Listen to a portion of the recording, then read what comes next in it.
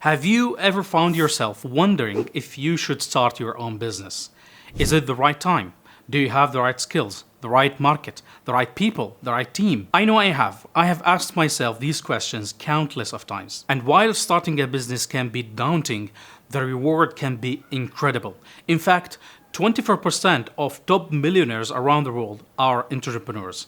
So are you ready to join this group? My name is Saleem Hadad. I'm a backend software engineer based in Dubai. Back in 2018 in Malaysia, two of my friends and I co-founded a tech startup that reached the preceding funding with an evaluation of 1 million Malaysian ringgit. In this video, I'm going to show you how to build a tech startup that resonates with your target audience, from defining your vision to understanding your customers and building the right team. I will guide you through each step of the roadmap. Let's find out. Let's say finally you decided to start your own business. The very first single step that you need to do is to answer this upcoming question, which is why? Why you want to start a business? It's really simple question, but if you have the answer, you put yourself not only one step, maybe 10 steps ahead of someone else who don't know how to answer this question. And based on some research, I found that most of the time, people want to start their own business just for the sake of increasing their own money. Or another group will say,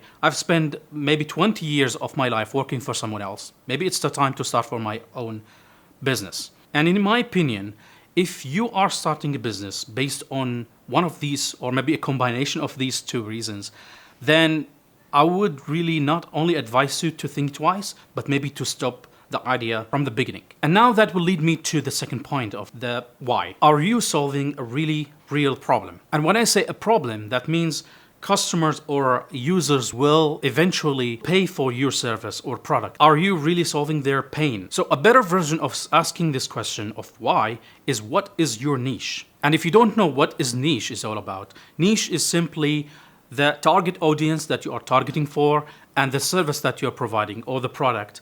And the inner shape that integrate these two circles is what your service or product should be. So let me give you an example of what is niche. A good niche is all about. So first part is identifying who is your target. And let's say I want to build a business that targets senior software engineers who are about like 30, 35 years old, and they are working in enterprise level. Okay, so you define the target audience who are software engineers working in the software industry. They are 30 to 35 years old and working in the enterprise level. See how specific it is. And then what value you want to provide. Let's say you want to provide them a service that helps them retire early. Now you find your niche. You want to provide a service or a product that helps software engineers or senior software engineers who are 30, 35 years old working in the enterprise level to retire early. That's a really valid and solid niche you can have. All right. Let's say you defined your niche and you finally have the right idea, the right target audience. What are the essential components of building a business? And before we answer this question, let's understand what makes a company successful. In his book, The Hard Things About Hard Things, Ben said, in order to build a successful product or business, you really need to take care of people, products, and the revenue in that order. And based on my experience, I think this statement is very valid. And I have maybe a shorter version of this, what I call it success formula, is simply two main components, which are the team, including you, and the market. If you have a team can deliver great products and you have a market or customers that are willing to pay for your service, this is the core of building a business. Of course, this is much simplified than the actual real world, but these are the essential two core business or two fundamentals of starting a business. Okay, let's talk about the essential block of running a business, which is your team, including you. When building a team, you really need to know what are you looking for. What kind of skills are missing from the collective skills in your current team? So you need to really know what you are looking for in terms of skills, in terms of backgrounds, and in terms of the skill level that you are targeting for. For example, if you are in a need for someone who can write code and you need someone just to help you with basic essential steps, then you can hire a junior level. You don't need someone who's staff engineer or principal engineer to do so. So you really need to know what skill and what level you want to hire in order to hire for the right person. So that leads me to the second point that I'm going to talk about, which is hiring the right people, not just the skills. If you have two candidates for the same job, one is really expert, but he's really rude in communicating, and you have someone who's like mid-level, but he's very kind, he's very like open-minded and having growth mindset, I would personally prefer the second one because that person will grow with me, but the second person will limit me or limit the team around him or her. All right, let's say you hired the right team and you have some co-founders. What next? What to do?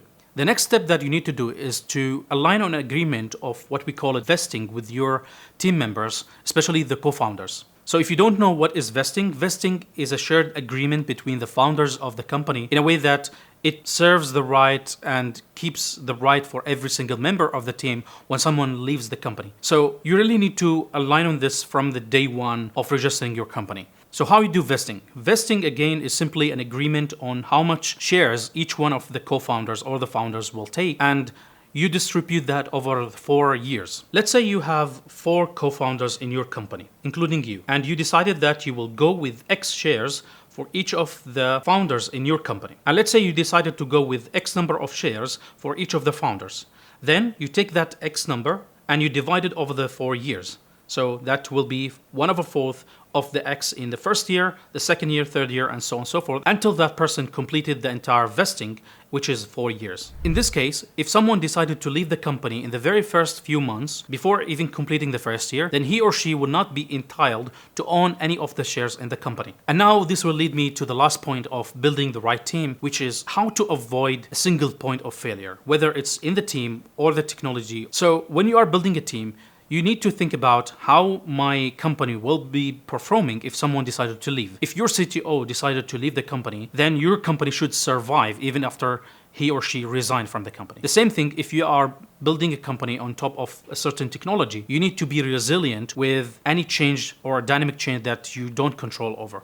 So you have to have fallbacks or fallback strategies for anything that you think might change over the next couple of months or years. And that is actually including yourself. If you decided to leave the company, then your company should survive even without you. Let's talk about the second block of building a business, your customers or the market of your product. How to know and listen to your right customers. There are 2 main categories of business or companies. The first one is targeting business, which we call it business to business, or in short, B2B, or the second type, which is B2C, or business to customers, or some people call it business to consumers. Each one of these types will have different characteristics, different messaging, different ideas, different targeting. So if you are targeting B2B or business to business, then probably you are targeting some services related to their finance or sales. But if you're targeting individuals or individual consumers, then you are targeting their lifestyle or maybe health or education. That leads me to point number 2, which is ideas worth nothing. I know it's a shocking statement, but it's eventually true and valid in all cases. If you have just an idea to your customers, then probably they will not buy your idea. They will buy your product or service that is centered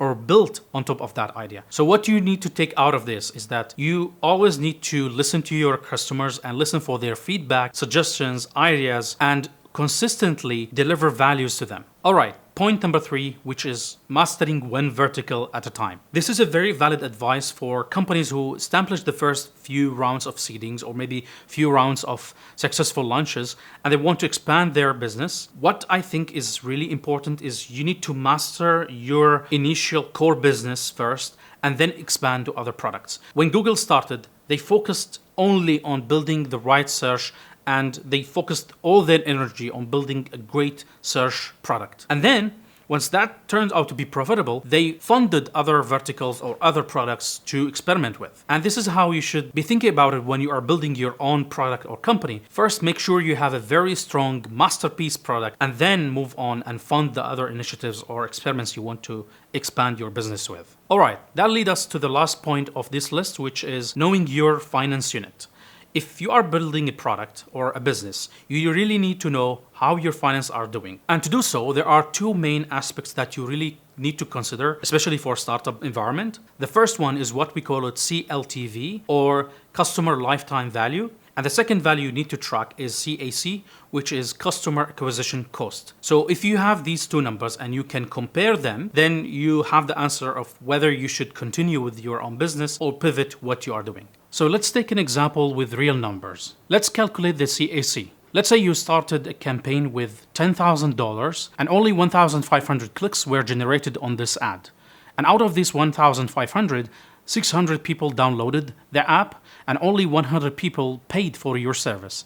In this case, the CAC or cost of acquisition will be 10,000 divided by 100, which is $100, which is the value of your CAC. Now let's calculate the CLTV, the customer lifetime value. Let's say you have on average, every customer will pay around $1,200 per year. Now, we need to calculate the net profit margin, which is the total sales minus the total cost divided by the total sale. Let's say you generated $20,000 of sales and the actual cost of your running a business will be, let's say, $17,000. In this case, the NPM, net profit margin, will be 20,000 minus 17,000 divided by 20,000. That will leave us with 0.15. Then you need to calculate the discount ratio, which is normally the inflation rate or maybe some other factors that increase the cost over time. So let's take on average, which is 0.2. Then you need to calculate what is the retention rate of your customers.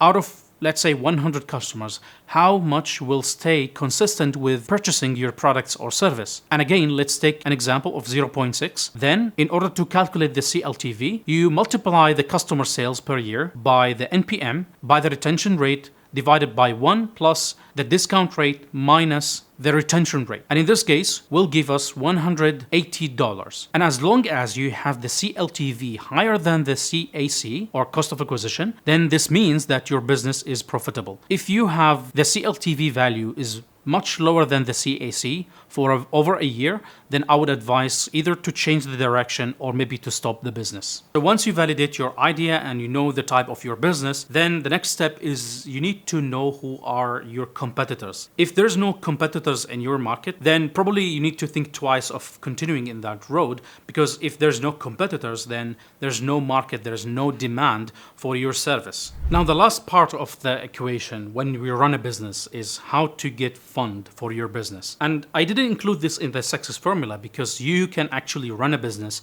and be successful with it without even having an investment from any investor. And while I know this is the common goal for many entrepreneurs to get funding for their business or products, you need to understand that investment is not just about money. And while getting a fund for your business can be a dream for many entrepreneurs, what I really advise you is you need to look for the investors themselves, not just their money. Because the money you can get from other sources. There are crowdfunding, there are bootstrapping from angel investors. It's not a big deal. But what you need to look for when you talk about investments is the investors themselves.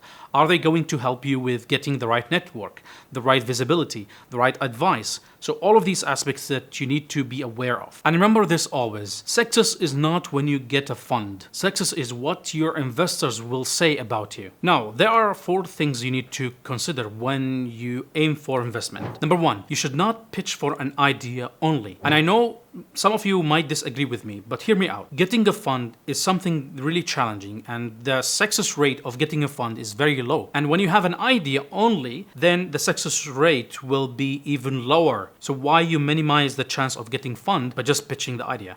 So build the product first and pitch for the product, not the idea. And when I say product, you don't need to build the crazy full-fledged product. Of course, the better product you have, the better chance that you will get. But in general, investors are looking for some kind of traction. Okay, I have identified my target audience and they are willing to pay, but I need to get more funding to expand the team or maybe scale the business itself. The second point is that you need to know your finance. Remember the 2 numbers that we talked about earlier, the CLTV and the CAC. These are the essential components that you need to calculate before you pitch the idea for your investors, because they will ask you how we are going to use this money. The last point, which is really important for investors to know, is what is your exit strategy? How you are going to sell your company and to who? Now, let's summarize what we have talked about in this video. So first of all, start small with a very targeted niche, ask the right audience for the feedback, and don't be cheap. Offer solid and big promises. No business run on promotion or ads. You can offer a free trial if you are building a SaaS product, but try to limit it and try to think about having a lock-in functionality if you can. And also a few things that indicate your readiness to start your own startup. Number 1, you identified a real problem and you know how to solve it very, very well. You have a great team, or you know how to find one. You run the business not on your ego, but based on real pain or problem. You have some cash available. You understand the risk of owning a business, and you can face the fear of success and the fear of failure. And finally, if you had a chance to build a business before, let me know which part of the process was the most challenging one for you and what advices you can give to others. And also subscribe to this channel if you're interested to know more about these in the upcoming videos, and like this video if you find it useful. As always, have fun.